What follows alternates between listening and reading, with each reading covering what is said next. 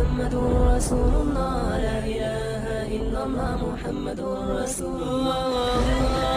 গোলাম মঈনুদ্দিন, আপনি জানতে চেয়েছেন মেডিকেলের পড়ার জন্য মানুষের হাড় ও মৃতদেহ ব্যবহার করা যাবে কি না।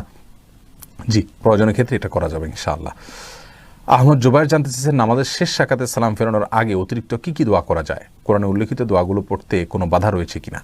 না, কোরআনে উল্লেখিত দোয়া পড়তে কোনো বাধা নেই।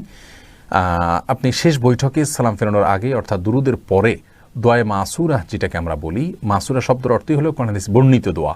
এখানে আপনি কোরআন হাদিস বর্ণিত যে কোনো দোয়া পেশ করতে পারেন।